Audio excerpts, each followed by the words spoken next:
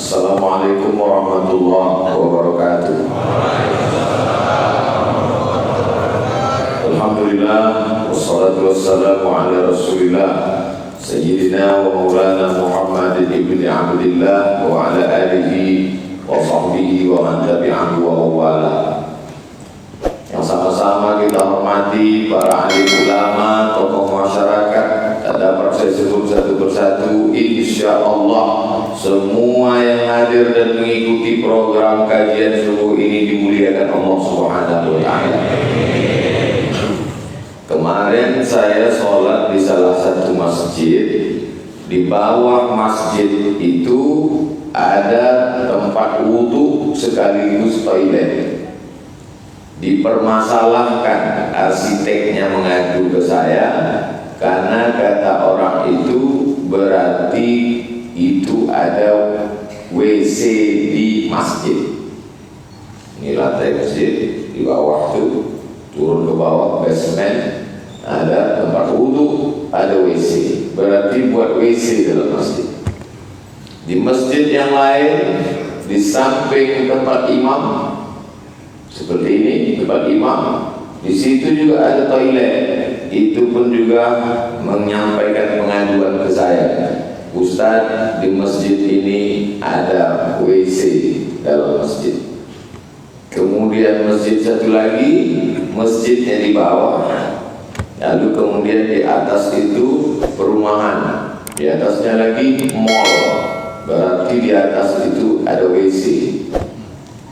Ketiga-tiga orang ini mengadunya ke saya. Lalu saya mengadunya kemana? Masalah ini muncul karena kekacauan definisi tentang apa itu masjid. Karena buka kitab fikih, macam-macam definisi mereka tentang masjid.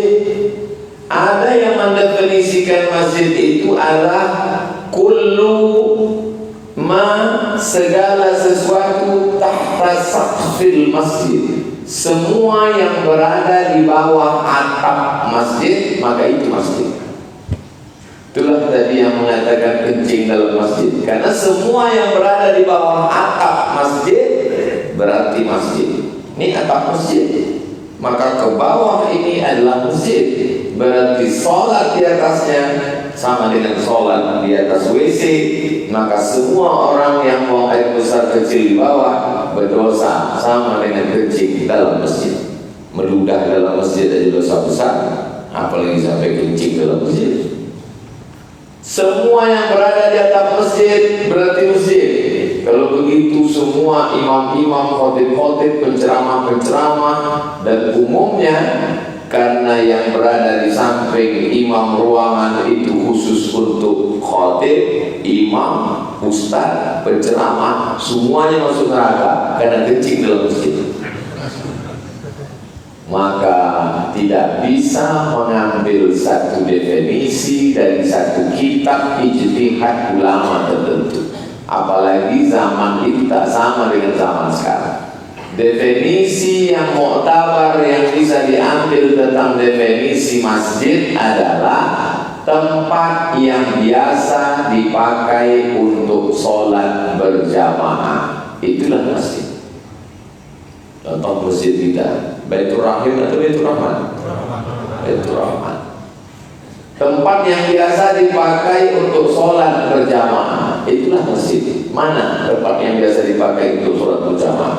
Tempat imam, saya kanan, saya kiri, tengah, belakang. Ini yang biasa. Adapun Idul Fitri, Idul Adha tidak biasa. Sampai ke belakang melimpah ruah tidak biasa. Jadi kalau ada orang dalam keadaan maaf, haid, berhalangan, masuk dia ke pintu gerbang, maka dia tidak dianggap sedang masuk masjid karena tempat itu bukan tempat yang biasa untuk dipakai sebagai tempat sholat. Jadi kalau definisi dipakai, maka selamatlah imam, khotib, penceramah yang buang air besar kecil, yang ada toilet, karena tempat itu bukan tempat yang biasa dipakai. Selamatlah yang toilet yang ada di bawah masjid, karena tempat itu bukan tempat yang biasa dipakai untuk sholat. Selamat pula masjid yang berada di bawah mall, di bawah apartemen, karena di atas itu bukan tempat yang biasa untuk sebagai tempat sholat. Jadi sebetulnya orang yang terlalu sempit pikirannya ini, dia kurang piknik. Kalau maulah dia ikut jalan-jalan agak sebulan sama Tengku Fadil Rahmi, pergi ke Mesir, biaya tanggung sendiri. Melihat bagaimana masjid di Kairo, apartemen menjulang tinggi 20-30 lantai ke atas, di bawah itu pasti ada masjid. Pergilah ke Mesir, di bawah itu masjid. Kalau di bawah masjid itu, di atas itu berapa rumah? Satu lantai itu bisa 5 rumah, paling dikit ada 2 rumah berhadapan. Ke atas 20-40 WC guys. Tapi itu bukan masjid, karena yang dimaksud masjid adalah tempat yang biasa dipakai untuk sholat. Begitu juga Masjidil Haram, Masjidil Nabawi.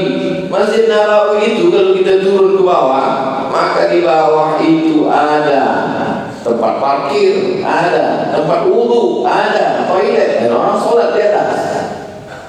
Itu bukan tidak ada alim ulama di situ yang berijtihad. Jadi maksud saya, cobalah kita banyak membaca referensi. Oh kalau itu Somad banyak baca? Enggak, saya tak banyak baca. Cuman orang menyangka saya banyak baca. Orang khusus orang saya. Tapi ibu yang dimuliakan Allah, ada ibu. Saya pernah juga kadang keceplosan. Jamaah Jumat yang dimuliakan Allah, hadirin hadirat, datang yang masuk, tak ada perempuan Ustaz. Masjid pada awalnya adalah tempat untuk ritual ibadah saja. Lalu selesai sholat, Nabi Muhammad SAW menyampaikan hadis-hadis. Nabi duduk dikelilingi oleh sahabat. Sahabat yang duduk berkeliling itu disebut dengan halaqah. Pakai H kecil, halaqah. Pakai huruf O, halaqah artinya lingkaran.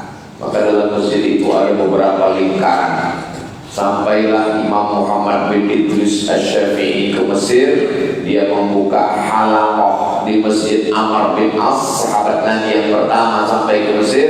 Ada halaqah hadis, ada halaqah fikih, ada halaqah nahwu, ada halaqah balaghah, ada halaqah tafsir, ada halaqah usul fikih, ada halaqah akhlak tasawuf, ada halaqah, maka banyak halaqah. Dari halaqah inilah berubah menjadi cikal bakal universitas. Universitas Al-Azhar baru pakai sistem kelas tahun 1960-an. Sebelum itu hanya halaqah saja. Di Masjidil Haram pun begitu juga. Syekh Abdul Rauf As-Sinkili pergi ke Makkah, pergi ke Madinah, belajar kepada Imam Al-Mushashi, kepada Imam Al-Qurani. Tidak pakai sistem kelas, tapi sistem halaqah. Makanya sekarang kalau masjid mau ramai, dihidupkan lagi halaqah. Alhamdulillah, selesai sholat, Assalamualaikum warahmatullahi. Kita tengok di masjid ada beberapa lingkaran. Ada halaqah di sana, halaqah di sana, halaqah di sana. Pas kita datang, duduk, kita dengar ceritanya, rupanya membahas tentang Real Madrid Barcelona. Itu sudah dipesankan Nabi 14 abad yang lalu. Nanti kalau kalian selesai sholat, nampak kalian ada orang membuat lingkaran, bicaranya bukan bicara agama tapi bicara dunia, tinggalkanlah. Jadi tidak semua halaqah itu membicarakan tentang agama Allah. Alhamdulillah. Jadi zaman Nabi itu tidak bisa pengajian seperti ini. Kenapa tidak bisa pengajian? Karena belum ada mikrofon sound system pengeras suara. Suara hanya sampai di agak. Coba kalau tak dipakai, kemana? Adapun kajian kita pada kesempatan ini, Tak sampai ke belakang. Jadi sebetulnya kajian yang menyentuh itu adalah halaqah. Karena guru bisa melihat mata murid-muridnya, suaranya sampai dan duduknya sama rendah. Orang duduk halaqah tak setinggi, dia duduk sama dengan murid-murid. Jadi sebetulnya saya ini kurang adab, kurang sopan. Tapi kalau saya duduk di bawah, ini kamera tidak nampak. Cuma kalau saya duduk, ini yang perlu saya jelaskan. Jangan sampai nanti keluar cerita habis sholat kita ada sopan santunnya sama orang tua. Jamaah yang dimuliakan Allah Subhanahu wa taala, masjid pertama sebagai tempat ritual ibadah. Salat zuhur, salat asar, salat maghrib, salat isya, salat tahajud, salat witir, salat duha, salat istisqa. Istisqa pun keluar tanah lapang karena tak sanggup masjid menampung. Idul Fitri, Idul Adha di tanah lapang karena tak sanggup masjid menampung. Masjidnya kecil, cuma 22 meter dari mimbar Nabi, mimbar ke dinding kamar Nabi 22 meter, ke belakang 15 meter. Di samping situ ada tiang dekat dinding kamar Nabi namanya Uswanatus Sarir, sarir tempat tidur. Karena di samping bawah tiang itu ada tempat tidur Nabi SAW, tempat dia i'tikaf. Dia i'tikaf 10 hari 10 malam, tak keluar dari masjid sampai ketika dia minta kain, pergi ke jendela tempat Aisyah, kamar tidur Sayyidatuna Aisyah. Nawilinil khufrah, wahai Aisyah, tolong ulurkan kain kepadaku. Nabi tak mau keluar karena takut i'tikafnya batal. Aisyah tidak masuk ke dalam karena dia sedang dalam keadaan menstruasi haid. Lalu dia ulurkanlah kain itu kepada Nabi Muhammad sallallahu alaihi wasallam. Masjid sebagai tempat ibadah, masjid sebagai tempat ilmu pengetahuan. Berbagai ilmu dikaji di masjid cikal bakal. Makanya lebih dulu masjid baru universitas. Minal jami' ilal jami'ah, dari masjid menjadi universitas. Bahasa Arabnya jami', diambil dari kata Jumat. Masjid yang ada sholat Jumatnya namanya masjid jami'. Masjid yang tak ada sholat Jumatnya masjid saja, tak pakai jami'. Sampai ke tempat kita musola, surau, langgar. Nah, kayak di Jawa orang di langgar tak mati. Di Minangkabau surau. Maka sebetulnya dalam fikih cuma ada dua. Yang satu masjid tak pakai jami' karena tak ada sholat Jumat. Yang kedua masjid jami'. Ini masjid jami' karena ada sholat Jumat. Dari mana Ustaz tahu ini ada sholat Jumat? Ada mimbarnya. Di sebagian masjid saya katakan ini masjid saja karena tidak ada sholat Jumat. Selesai ceramah dikasih tahu pengurus ada mimbarnya karena tabligh akbar kami sembunyikan di dalam. Jamaah yang dimuliakan Allah Subhanahu wa taala. Lalu kemudian Islam, kalau kita lihat dalam sholat Jumat, Nabi Shallallahu Alaihi Wasallam masuk setelah kumandang azan. Dia di kamarnya.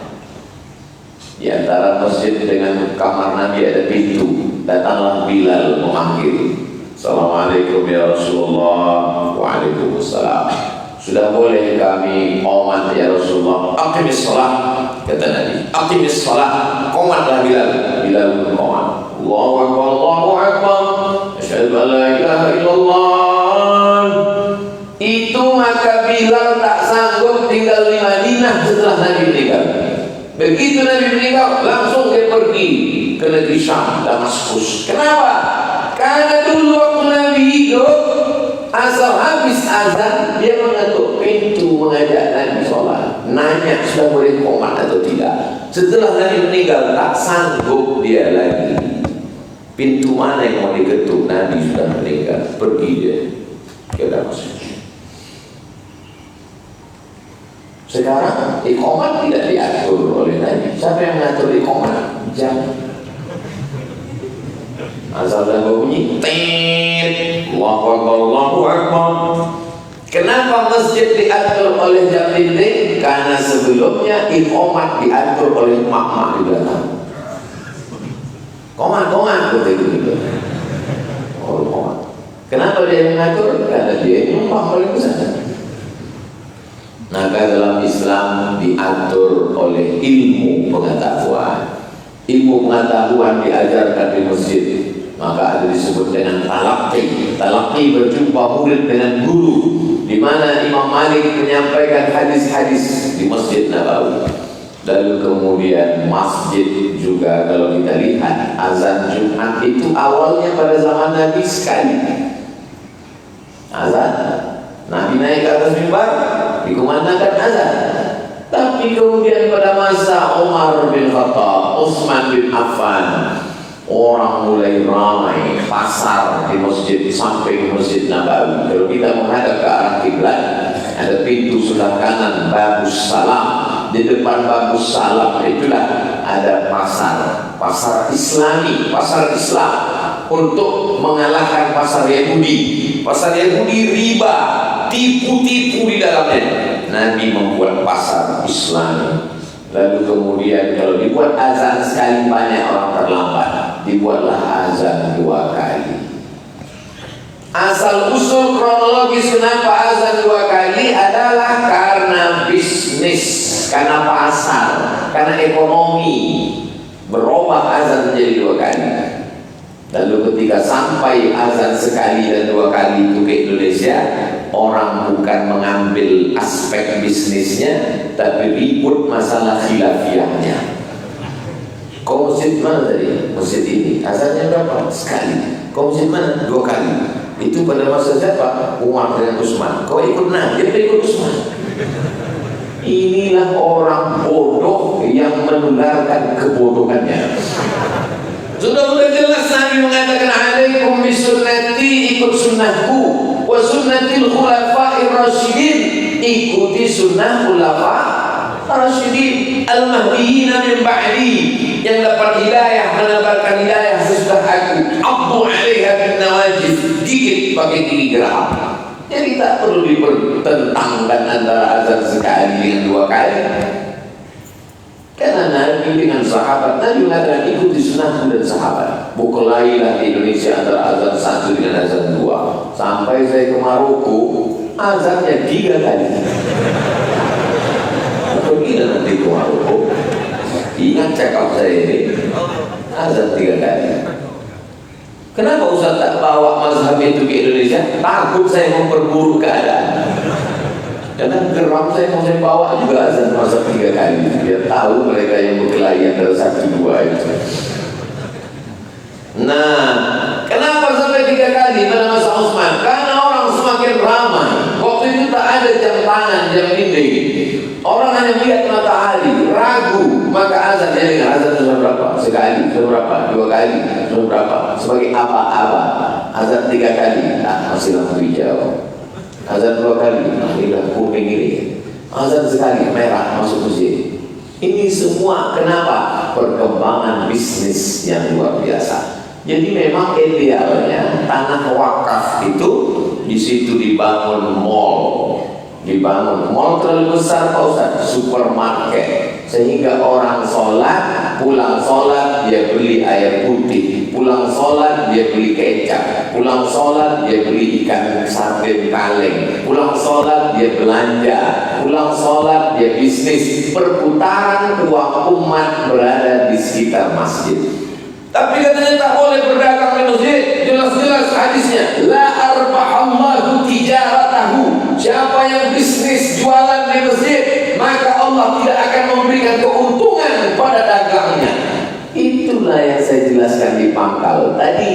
Yang dimaksud dengan masjid di situ adalah tempat yang biasa dipakai untuk sholat. Tapi jangan gara-gara saya bilang tadi boleh ada mall di samping masjid, boleh ada lapangan bisnis ruko di samping masjid, lalu besok pagi orang jual bakwan di situ. Bukan itu maksudnya. La arbahallahu tijaratahu.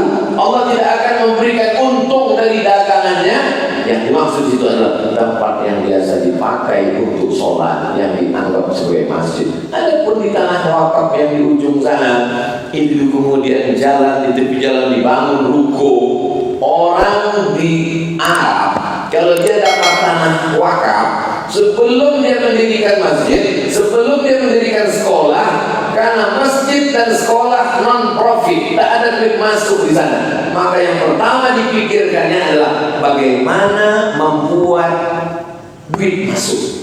Kira-kira di tepi jalan ini berapa ruko bisa kita bangun? Kalau bisa dibuat di sini 10 ruko, satu ruko sewanya 100 juta, berarti dapat income pemasukan selama setahun, berarti dapat untuk jalur ini saja 1 M. 1 M di sini, 1 M di sini, 1 M di sini, 3 miliar untuk biaya operasional masjid dan pendidikan yang tidak ada income, karena umumnya pendidikan agama Islam itu diberikan gratis. Itulah baru wakaf. Tapi di tempat kita kalau sudah disebut wakaf, pejamkan mata, sebut wakaf, apa bayarnya? Kuburan. Nah, kalau disebut tanah wakaf itu tanah kuburan. Mestinya di atas tanah wakaf dibangun hotel. Hotelnya hotel apa? Hotel syariah. Owner hotel menyewa tanah, bagi hasil sama pengelola wakaf. Lalu orang yang wakaf, mengelola wakaf, habis tenaganya, habis otaknya, dia tak bisa kerja lain. Makannya dari mana? Pengelola wakaf mendapatkan pembagian hasil 10% dari hasil total keuntungan wakaf. Jadi kalau di atas tanah wakaf itu dibangun ruko, dibangun tower tinggi, dibangun rumah sakit, dibangun di situ klinik, setahun dapat 10 miliar, maka pengelola boleh mengambil 10% dari hasil, dan itu diatur dalam undang-undang wakaf di Indonesia. Karena Indonesia, alhamdulillah, anggota legislatifnya sudah mengkaji masalah zakat, sudah mengkaji masalah wakaf, dan ada undang-undangnya sebagai payung hukum, sebagai acuan. Kalau tak percaya, tanya Tengku Fadil. Itu caranya supaya nanti kalau jamaah bertanya kita tak tahu dan kita kasih tahu dari awal. Jadi Ustaz, pasal nomor berapa itu tentang ini? Mana kita tahu? Yang jelas ada undang-undang wakafnya. Jadi ke depan kita berpikir cemerlang, cerdas. Bagaimana tanah wakaf di pusat kota ini tidak menjadi mubazir? Tidak mubazir tanah wakaf di pusat kota. Orang meliriknya berpikir gimana mau bangun pusat bisnis. Tiba-tiba dipakai cuma untuk parkir sepeda. Parkir aja, satu sepeda 2.000 perak. Itu pun banyak pula yang tak bayar. Kok nggak bayar? Punya Allah Subhanahu wa Ta'ala. Jadi susah kita untuk mengembangkan. Maka dibangun tower tinggi, towernya petak 4, sampai ke atas ada pula pemandang azan, sampai ke atas ada rumah makan di atas. Semakin tinggi makin mahal. Yang dibayar bukan kopinya, tapi suasana dan pemandangannya. Jadi 100 meter. Buat menaranya namanya menara 99 Asmaul Husna. Kalau sampai ke level 30, satu gelas 15.000. Kalau yang ke 99, satu gelas 150.000. Kenapa mahal? Karena biaya listriknya ke atas. Kalau murah kau ambil tali. Duit masuk itu bukan untuk kepentingan orang. Duit yang masuk itu untuk apa? Sekolah tahfiz gratis, untuk anak yatim, fakir, miskin. Siapa saja yang tak mampu mu'alaf baru masuk Islam, tak ada orang tuanya, bagaimana sekolah? Itulah baru pengelolaan wakaf, membangun peradaban Islam dari masjid. Di samping masjid ada klinik, klinik bersalin, klinik kelamin, klinik gigi. Karena banyak klinik disebut dengan poliklinik. Sama macam teknik sipil, teknik industri, teknik mesin, maka disebut dengan politeknik. Sama macam orang kalau bininya ada 3 disebut dengan poli. Macam berani aja. Saya berani gitu karena saya tengok ada ibu dan nyampe pada pulang. Artinya apa? Bahwa ada orang tak pernah dia ke masjid, seumur-umur tak pernah dia ke masjid, tapi karena istrinya hamil, mau tak mau, suka tak suka, diantarnya lah istri istrinya tadi ke klinik, mau periksa istri, kehamilan istri USG. Sampai di situ tak berapa lama ngantri, terdengar azan. Allahu Akbar, Allahu Akbar. Datanglah petugas klinik. Bapak, ibu-ibu yang mau periksa, biarkan aja dulu di dalam. Bapak-bapak semua yang mengantar istri, silakan ke masjid. Dalam hatinya, terpaksa di masjid. Tapi paling tidak itu wasilah untuk dia ke masjid. Yang selama ini dia tak pernah ke masjid. Tapi di lapangan parkir di tanah yang luas itu dibangun convention hall, tempat balai pertemuan. Kenapa orang mau buat acara di convention hall? Dibuat harganya miring. Anda mau buat acara pelatihan, acara suksesi, acara akad nikah, acara walimah, adakan di convention hall Masjid Baitur Rahman. Harga miring. Di tempat lain 100 juta, di sini hanya 99,999 juta saja. Maka orang pun buat acara orang suksesi organisasi sosial, tidak ada hubungan dengan Islam, dibuat mereka di convention hall. Pas setelah pembukaan kata sambutan ini segala macam, terdengar suara azan. Allahu Akbar, Allahu Akbar. Masuk suara azan itu ke dalam, karena di sekitar masjid. Apa kata protokol panitia? Bapak Ibu sekalian, karena sudah kumandang azan, rasanya tidak etis kalau kita tidak ke masjid. Toh nanti pada akhirnya jenazah kita juga akan dibawa ke masjid. Maka marilah kita ke masjid. Yang tak mau ke masjid tak apa-apa, nanti jenazahnya akan campakkan ke laut. Tentu jamaah itu semuanya ngeri juga gitu ya. Apalagi udah pasang-pasang cincin 3, 4 kan. Maaf ya, udah pasangnya tersinggung. Karena beberapa jamaah yang mendengar kajian saya tersinggung, tak lama sudah itu mati. Habis langsung mereka ke masjid. Jadi dakwah itu jangan dipahami hanya ceramah. Dakwah itu bukan tabligh akbar, tapi dengan membangun masjid. Kalaulah di satu kota ada masjid percontohan seperti ini, maka luar biasa. Maka ada orang menyebutnya dengan masjid, istilah masjid paripurna. Ini datang dari mana ini? Dari Nabi Muhammad sallallahu alaihi wasallam. Tunjukkan saya dalilnya, mana di samping masjid ada tempat dagang.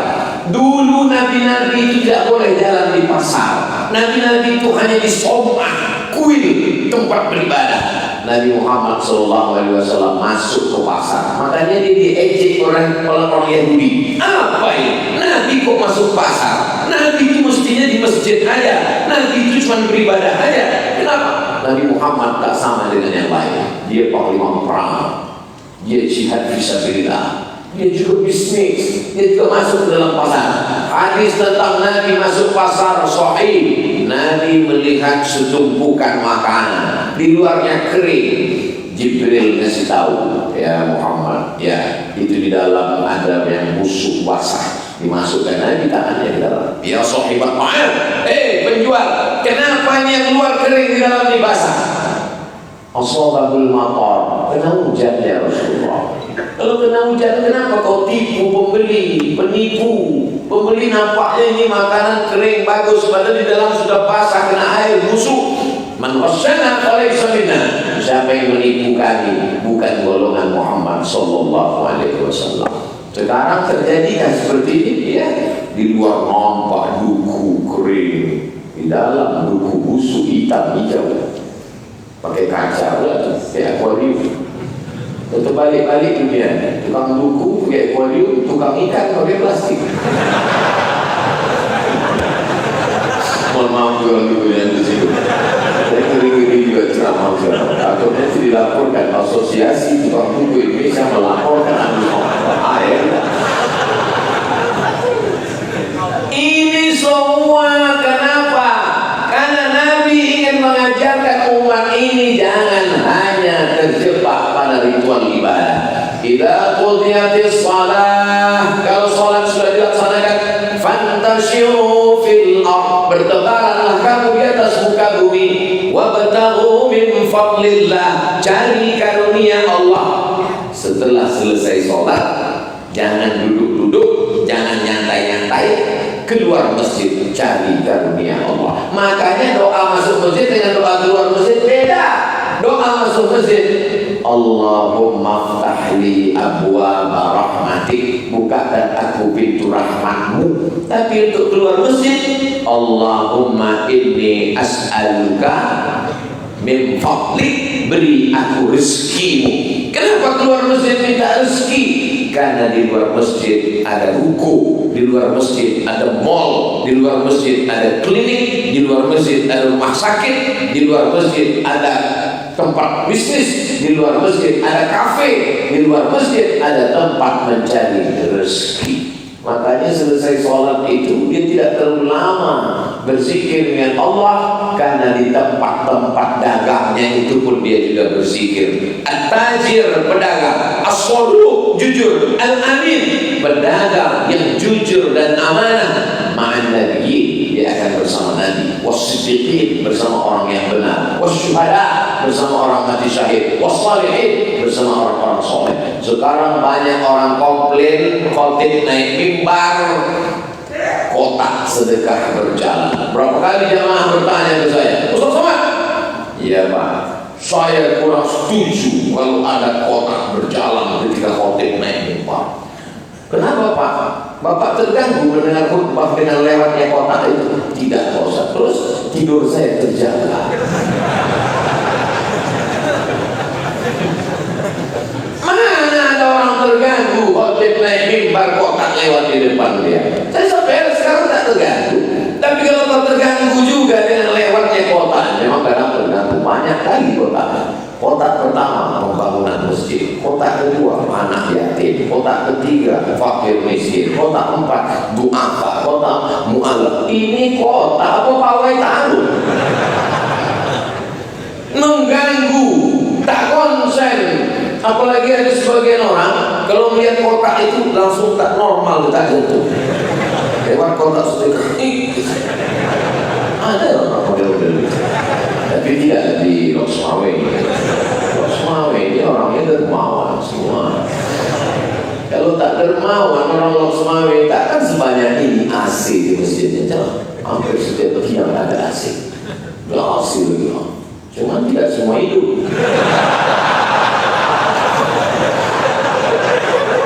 Suara mikrofon bermantap, bulat suara.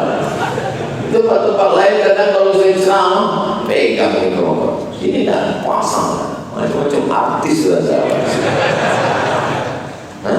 Habis waktu. Penggalangan dana. Saya sangka udah ada ruko-ruko yang dibangun tadi, maka tak perlu lagi menggalang dana. Jadi judul lagunya ya dana ya dana. Tiang-tiang di luar itu adalah untuk pembangunan. Ke depan masjid tidak lagi penggalangan dana, karena tiap bulan ada uang pemasukan dari klinik bersalin, dari klinik gigi, dari klinik. Kita doakan banyak yang sakit gigi supaya dia merawat.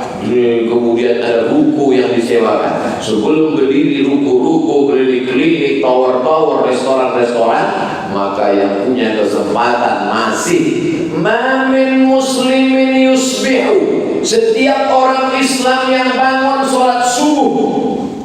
Coba tengok ini hadis, yusbihu, setiap orang Islam yang bangun sholat subuh dikirim Allah 2 malaikat. Ini dia. Bangun di sholat subuh, alhamdulillahilladzi ahyana ba'da ma amatana wa ilaihi nusyur. Langsung datang 2 malaikat. Apa kata malaikat? Allahumma ati munfiqan khalafa. Orang yang bersedekah ini kasihlah dia ganti ya Allah. Jadi kalau ada yang belum bersedekah, malaikat belum berdoa. Tapi kalau ada yang belum bersedekah, apa kata malaikat?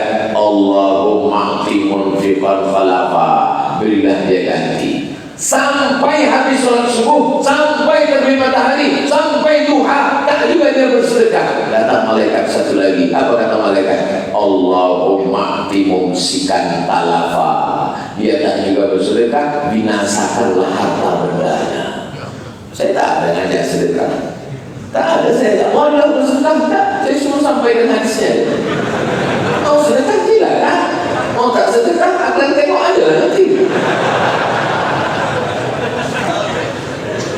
Allahumma ati munfiqan khalafa. Orang ini bersedekah, kasih ganti dia ya Allah. Kira-kira kalau malaikat yang berdoa, mungkinkah doa itu ditolak Allah? Tidak, malaikat tak berdosa. Begitu juga dengan doa yang satu lagi tadi. Allahumma ati mumsikan talafa. Binasakanlah dia ya Allah. Apa tak binasa? Duit banyak, anak sakau. Duit banyak, tanah digarap orang. Duit banyak, bukan cuma duit yang hilang. Pergi ke masjid, helm hilang, sendal hilang, sepatu hilang. Maka untuk menolak bala ini tak lain tak bukan adalah belum solawat.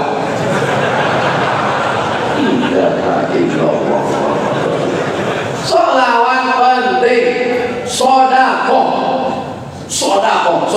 Orang-orang mati itu Bapak Ibu, orang mati.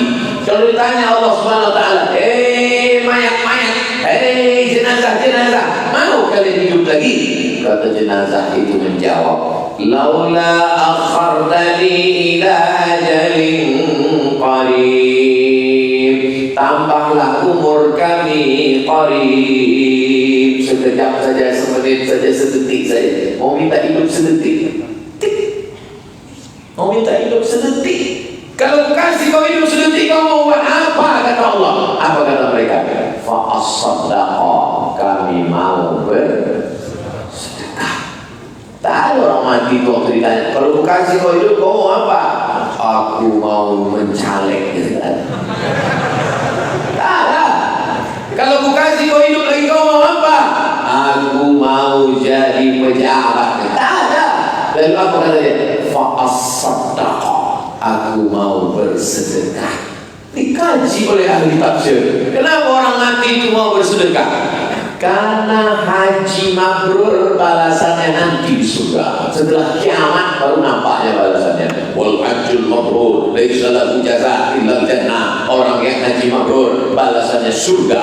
Tapi orang yang bersedekah sudah nampak balasannya sebelum hari kiamat, sebelum masuk surga. Sudah nampaknya balasan sedekahnya ketika dia di alam kubur. Biasanya saya kalau udah cerita sedekah itu keluar kotak-kotak sedekah. Bedanya di Masjid Baitur Rahman ini, rupanya orang Lok Sumawi sedekah tidak pakai kotak, langsung transfer ke rekening bank nomor berikut ini. Mana nomor rekeningnya?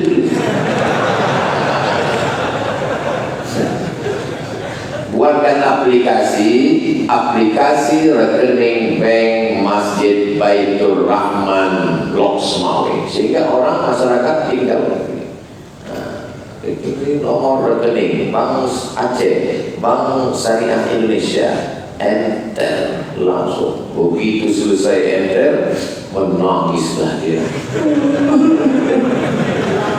Kenapa kau menangis? Terkena almarhumah emak ya, terkena almarhum ayah ya? Bukan Ustaz. Terus banyak kali nolnya lagi.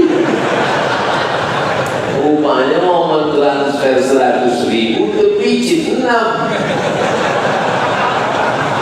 Menangis mau minta ke pengurus, malu.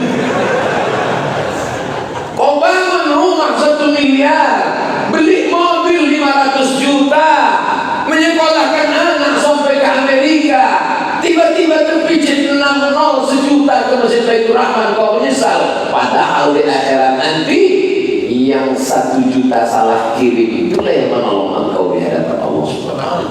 Betul? Kita doakan banyak yang salah kirim. Jadi dimuliakan Allah Subhanahu wa taala. Ustaz Somad ini cuma pandai nyuruh orang sedekah aja. Dia pun ternyata tak bersedekah. Saya pakai sarung, tak bawa dompet. Saya dah juga bawa duit, tak bawa duit. Masuk Bapak. Bapak masuk aja, pahalanya tak untuk saya.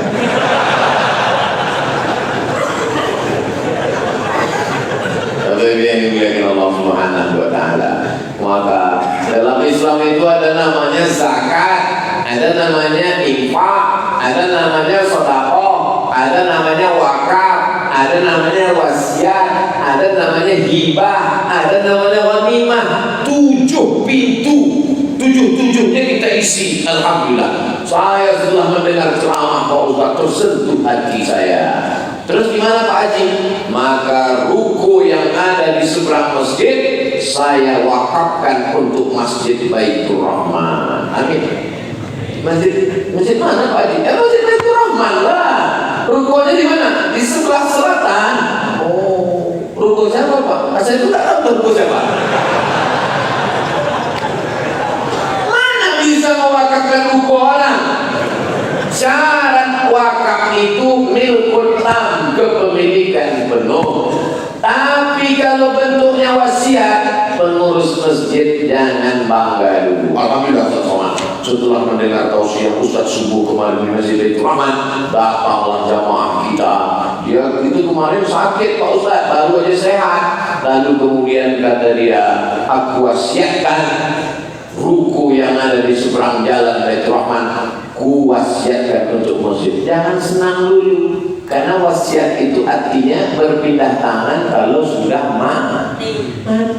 Begitu dia wasiatkan, tak mati-mati. Pengurus pun susah mendengar berita. Apa kabar Pak Haji? Tanya istrinya. Sehat Pak. Apa yang kita dapat ini? Itu beda wasiat sama hibah. Tapi kalau hibah, itu ruko yang ada di seberang, aku hibahkan, langsung beralih pindah tangan, bawa ke kantor Badan Pertanahan Nasional BPN, lalu kemudian dirobahlah. Saya sudah ke kantor Kanwil BPN, kata Pak Kanwil BPN, ada skala prioritas untuk wakaf 2. Yang pertama, tidak nunggu ngantri. Kalau Masjid Baitur Rahman mau mengurus tanah wakaf, pengurusan suratnya tidak pakai nomor antrian, langsung masuk ke depan. Yang kedua, pengurusannya gratis. Dulu saya ceramah di masjid raya paling tua di kota Pekanbaru, dibangun tahun 1762 oleh Sultan Abdul Jalil. Pas sedang ceramah malam habis isya, datanglah beberapa orang. Bapak dari mana? Kami dari kantor Kanwil Badan Pertanahan Nasional. Ada apa Bapak malam-malam datang ramai-ramai? Malam ini adalah ulang tahun BPN, maka semua pegawai BPN saya ajak ke masjid Pak Ustaz. Saya mau kasih tahu kepada pegawai, merayakan ulang tahun bukan dengan nyanyi-nyanyi, bukan dengan musik-musik, bukan dengan ketawa, tapi kita isi dengan pengajian. Mantap nih Pak Kanwil. Ya, Bapak dari mana? Saya dari Aceh Pak Ustaz. Begitu rupanya orang Aceh ulang tahun. Bawa ke pengajian. Udah lama, sekitar 6-7 tahun yang lalu. Sekarang di mana Bapak itu? Tapi kenangan itu berkesan ke saya. Kenapa? Di bawahnya pegawai-pegawai pertanahan. Begitu di bawahnya dia kasih tahu ini pegawai. Oh, saya gas lah cerita tanah. Kita diciptakan dari tanah, hidup di atas tanah, menjadi pegawai BPN mengurus tanah, akan mati ke dalam tanah, dimakan cacing tanah. Saya gitu, saya paling pantang kalau dikasih tahu. Apa itu yang dimuliakan Allah Subhanahu wa Ta'ala? Makanya kalau ada jabatan, ada kekuasaan, dipakailah menolong. Diingat orang itu sampai mati. Nama mungkin tak ingat, tapi kenangan bagaimana dia memakai kekuasaannya itu, membawa anak-anak buahnya, mengingatkan. Sejak itu apa kata dia? Malam itu sebelum instruksi negara tentang gratis ngurus, Bapak Ibu pengurus masjid sekota Pekanbaru, siapa saja yang mau mengurus tanah masjidnya gratis. Sekarang ini baru ada aturan gratis. Ini nampaknya lampu sudah dimatikan karena listrik mahal, masjid tak sanggup berbayar.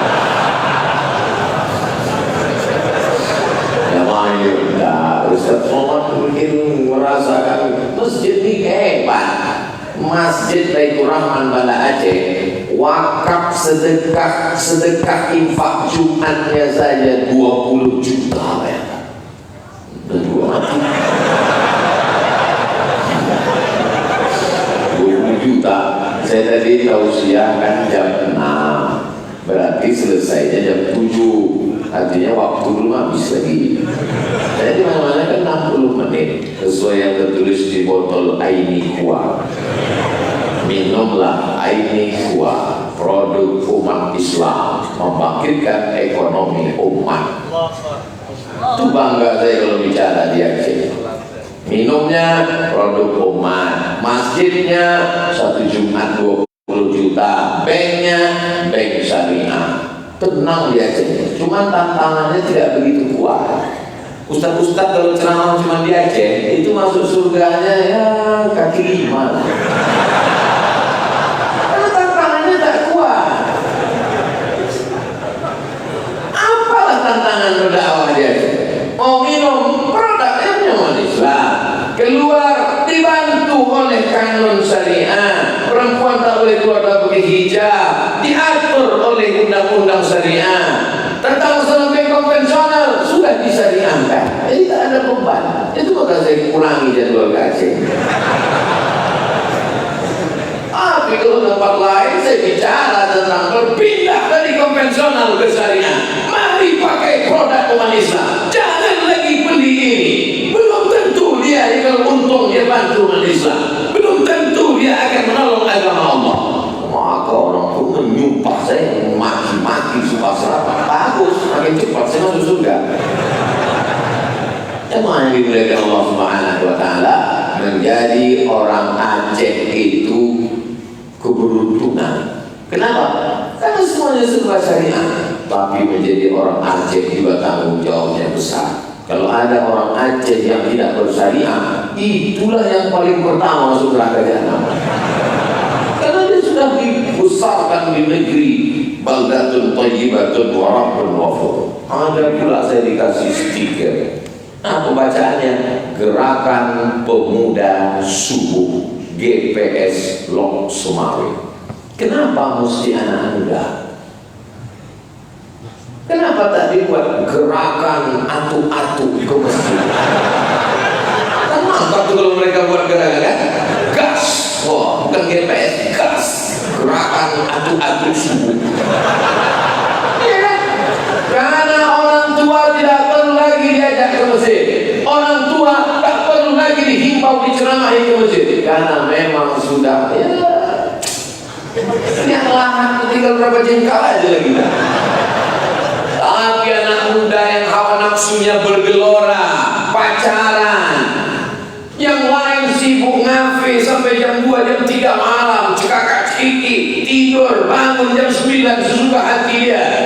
Tapi ada anak muda yang mau ke masjid. Sab'atun 7 golongan yudhilluhumullah, dinaungi Allah yauma la dhilla illa dhilluh. Hari itu tak ada tempat bernaung kecuali Allah memberikan naungan. Siapa itu? Syabun, anak muda, nasya'a fi ibadatillah, anak muda yang tumbuh beribadah kepada Allah. Coba tengok di pintu anak-anak muda mau lari. Anak kecil, cobalah pandang bapak kiri kanan depan belakang. Anak-anak muda. Siapa ini yang membawa kamera menyuting Akhil Somad di 1, 2, 3, 4, 5, 6, 7, 8, 9, 10, 11. Itu yang bertiang. Belum lagi tak ada tiangan dari tangan. Tapi tangan ganti gitu. Tapi dia letakkan di sini. Anak-anak muda yang berkreasi, video itu nanti dipotongnya, lalu kemudian dia kasih thumbnail, dia kasih gambar, lalu dia share, menarik. Yang dia inginkan hanya mencari ridha Allah Subhanahu wa Ta'ala. Ini anak-anak muda ini mesti kita jaga, mesti kita pelihara. Banyak juga kadang orang-orang ini kalau datang anak-anak muda, anak-anak kecil ke masjid diusir pula. Anak-anak muda duduk di samping-samping. Mestinya kita buatkan khusus wifi gratis masjid untuk menarik anak-anak muda sebagai manisan-manisannya. Anak-anak muda silakan datang ke masjid, wifi gratis hanya sejam sebelum azan. itu azannya jam 12.30, wifi gratis jam 11.30. Nah, untuk tahu passwordnya wudhu dulu. Memancing mereka ke masjid supaya ada bunga-bunganya, supaya ada manisan-manisannya. Di mana ada gula, di situ ada semua. Anak muda mesti kita selamatkan. Ini kadang ada kalau orang ada anak muda, anak begitu bisa meribut aja di masjid. Kalau di masjid masih ada anak kecil, di masjid masih ada anak lari-lari, berbahagialah. Masjid Baitur Rahman Loksmani tahun 2050 masih ada orang sholat berjamaah. Tapi kalau di masjid itu yang tinggal Allah,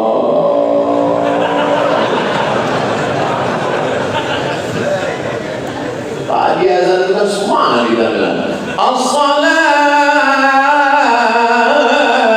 khairum minan naum. Ini kadang mereka as-salatu khairum minan naum. Bukan mikrofon rusak. Tapi kunci dari segalanya, bisnisnya, anak mudanya, mallnya, sewa rukonya, wakafnya, itu dibangun dengan ilmu pengetahuan. Makanya ayat yang pertama turun adalah bukan solu salatlah, tidak, sumu puasalah, tidak, tapi iqra, bacalah. Dengan membaca, dengan punya pengetahuan, berubah mindset, main otak, settingan, susunan otak tidak berubah tentang kehidupan. Maka di sini dibangun namanya Markaz As-Thaqafi. Markaz artinya center, pusat. Thaqafi artinya ilmu pengetahuan peradaban Islam. Maka di sini dibangun Markaz As-Thaqafi, dan direkturnya senior saya, kakak kelas saya, di atas saya waktu di Al-Azhar Mesir, Al-Mukarram, Doktor Daman Guru. Jadi yang di bawah ini senior saya semua ini. Tengku Fadil Rahmi senior saya 2 tahun, Tengku Daman Guru senior saya. Inilah kesempatan saya bicara di atas senior saya. Jamaah yang dimuliakan Allah SWT. Ada juga adik-adik saya dari Ikatan Alumni Timur Tengah. Itu semua kami berkolaborasi. Jadi yang membawa saya ke Aceh ini mereka. Tahu mereka ada adik mereka namanya Abdul Somad, mereka bawa saya ke Aceh berkeliling. Tadi malam ditanya sama Pak Kapolres sama Pak Danrem. Pak Danrem apa Pak Dandim? Pak Dandim. Ustaz, berapa kali sudah ke Aceh? Saya lebih banyak ceramah di Aceh daripada di Riau, Pak. Itulah hitungnya. Sampai di akhir tahun awal 2019 43 titik siswa. Dari mulai yang naik mobil sampai naik helikopter. Saking banyaknya saya ceramah ke Aceh. Dari mulai yang naik mobil biasa sampai naik BL UAS. BL-nya ya. Itulah mereka menghormati. Dan topi-topi sama baju-baju sama pelakat-pelakat sama rencong-rencong ada saya buatkan satu lemari khusus. Dari mulai baju-baju, topi-topi, pelakat-pelakat, rencong-rencong aja. Ditengok sama tamu, kok mau perang atau mau apa ini? Hakikat seringnya saya ke Aceh. Jadi ke Aceh adalah membangkitkan nostalgia masa lalu tentang bagaimana peradaban Islam. Ini sahabat saya sedang ada nih di Bumi Nangro Aceh Darussalam. Tadi malam WA saya, Ustaz Somad, besok saya akan pergi ziarah ke makam Malikul Saleh. Dalam hati saya, aku udah lama ya. Jamaah yang dimuliakan Allah Subhanahu wa Ta'ala. Jadi thaqafah peradaban Islam supaya anak-anak kita tahu bahwa kita ini ketika Belanda datang, kita bukan makhluk yang tinggal di pokok kayu. Belanda datang, Inggris datang. Pernah Inggris itu mengutus namanya Jefferson dari kepulauan Pulau Pinang. di Malaysia. Ketika Malaysia dijajah Inggris, diutusnya salah satu seorang Jefferson untuk menelusuri Pulau Sumatera, naik dia ke pantai-pantai untuk melihat bagaimana peradaban Islam. Kata dia, Islam sudah hebat di Pulau Sumatera. Justru dulu orang Belanda itu ketika datang kemari, mereka takut mau menyebarkan keyakinannya. Kenapa? Karena dia tahu bahwa orang di Pulau Sumatera dari mulai Aceh sampai Lampung, sampai ke Pulau Jawa, sampai ke Kalimantan, mereka sudah beragama asyhadu an la ilaha illallah wa asyhadu anna Muhammadan Rasulullah. Lalu peradaban apa lagi yang mau kalian sebarkan? Kalian bukan menyebarkan peradaban, tapi menghancurkan peradaban yang ada. 1297 1297 bukan nomor rekening yang takut. 1297 adalah angka di Batu Nisan Malikul Saleh. Meninggal 1297. 1977 lahir Abu Somad.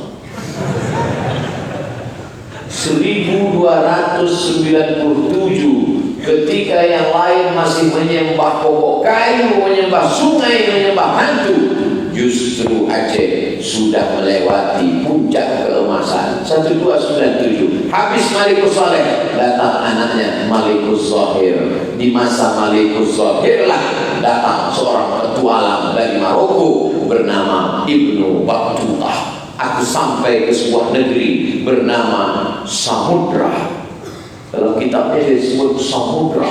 Yang dia maksud Samudra adalah Sumatera. Aku melihat rajanya pakai jubah, ahli fikihnya pakai jubah, mereka naik gajah. Rupanya waktu itu raja-raja, ulama-ulama waktu itu naik gajah. Sambut, makan, mulia sambutan masyarakat. Ini mesti kita ceritakan ke anak-anak kita. Tapi anak-anak yang usia itu tidak bisa diceramahi. Lalu bagaimana? Markas Saqafah menceritakannya dalam bentuk makalah, buku. Anak-anak muda membuatnya dalam bentuk film animasi. Saksikan, tonton beramai-ramai film animasi kedatangan Ibnu Battuta ke Nangro Aceh Darussalam pada abad ke-13 Hijrah. Tonton di bioskop-bioskop terdekat. Nonton bareng bersama UAS. Ditunggu kreativitas anak muda melalui Markas Saqafah Islamiyah dari Masjid Baitur Rahman sesuai dengan usia masing-masing. Yang tua-tua pakai ceramah, yang seminar di kampus, yang anak muda pakai film animasi. Anak muda itu kalau dipakai anak-anak itu kayak animasi, semangat dia. Gak bisa anak-anak kita ajak sholat. Ya ayyuhalladzina amanu, sholat habis. Anak-anak itu tidak bisa kita ajak pakai sholat. Tontonkan aja film animasi. Kalau sholat, nah berapa? Tengok filmnya. Imamnya Batman, imamnya Superman, muazzinnya Naruto. Itu mah yang di belakang yang pakai jilbab kok hitam itu mukenanya, itu Catwoman. Itu yang mukenanya merah macam bendera Amerika, itu Wonder Woman. Semuanya udah bersyahadat, nah bersunat orang juga. Itu menyampaikan dakwah itu. Jangan pakai dakwah bahasa kita. Masuk jam 7, 60 menit kita bersama. Tujuannya adalah bagaimana kita membangun peradaban Islam berawal dari masjid. Al-Fatihah.